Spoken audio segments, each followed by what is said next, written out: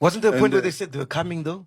But they wanted to come for the handover. Yeah.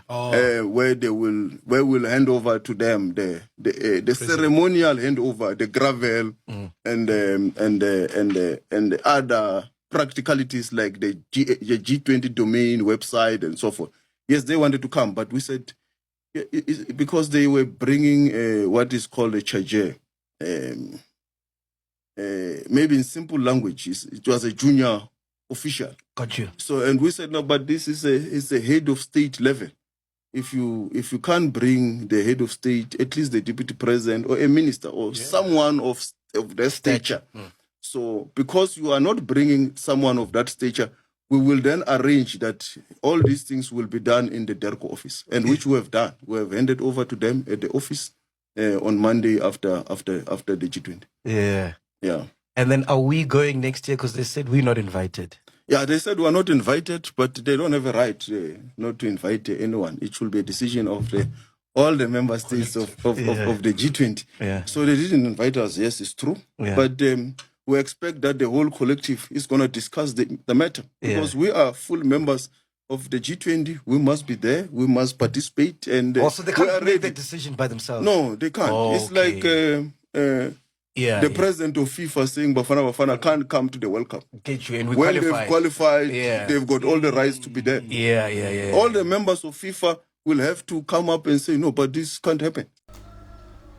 Why did South Africa refuse the arrogant United States of America the permission to attend the G20 Summit, Leaders Summit, at the last hour? Because the United States of America wanted to attend the G20 Summit on the last day of the G20 Leaders Summit, merely for the purposes of the handover. It is such disrespect and disdain that the United States of America continues to treat other sovereign countries with. And we must say bravo and kudos to the South African government for standing firm against these bullies. Firstly, that lunatic called Donald Trump decided to not attend the G20 Leaders Summit in South Africa and eventually pulled out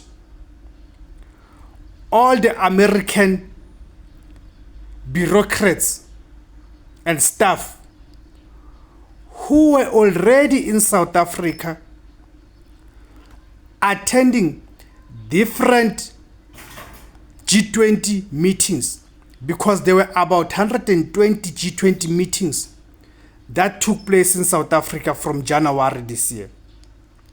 Of course, it is this meeting that then culminated into the G20 Leaders Summit. So Donald Trump decided that he's not going to attend, and no official of the United States of America is going to attend. That's why South Africa took a firm stand to say South Africa is not going to do a handover by handing over the baton. As you know, that the United States of America are taking over the presidency of the G20 for 2026. They're taking it over from South Africa. And South Africa took a firm stand that they are not going to hand it over to a junior official of the United States of America. South Africa made it clear that if the United States of America, through Donald Trump, they do not attend the G20 Leaders Summit, then they are going to find the handover. They're going to get it from their embassy here in South Africa. So when Donald Trump realized that many leaders, majority if not all, barring the Argentinian president, when Donald Trump realized that majority of these governments who form part of the G20 are in agreement with South Africa, that's when Donald Trump realized that actually himself and the United States of America are missing out because of their refusal, of their decision not to attend. Because what Donald Trump did, he did this hoping that his decision and his government's decision will then influence other members of the G20 to either boycott the G20 Leaders Summit in South Africa, or that they would refuse and reject the declaration. So when Donald Trump realized that none of these things are happening, then all of a sudden they wanted to attend on the last day of the G20. And South Africa, correctly so, told them to go to hell. Because Donald Trump and the United States of America, the USA government, do not respect other sovereign states. They treat other sovereign states as their children. Okay? So when they realize that things are not going their way, all of a sudden they want to attend. And you know that the main issue that the United States had a gripe with, it is that South Africa spoke about equality and solidarity as the main themes of the G20. So it means the United States of America does not believe and does not subscribe to the equality. It does not believe that people have to be equal. The United States does not believe in solidarity. And you know that subsequent to this, as the United States of America are now going to be hosting the G20, then they've made the decision that South Africa will not be invited.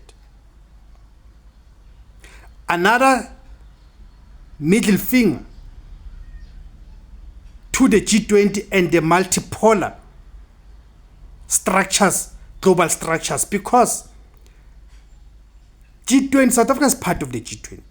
It cannot be up to one member of the G20 to decide that who must form part of the G20 meetings. South Africa and the United States of America have equal status within the G20. But because it's going to be held in America, so America is bullying everyone now.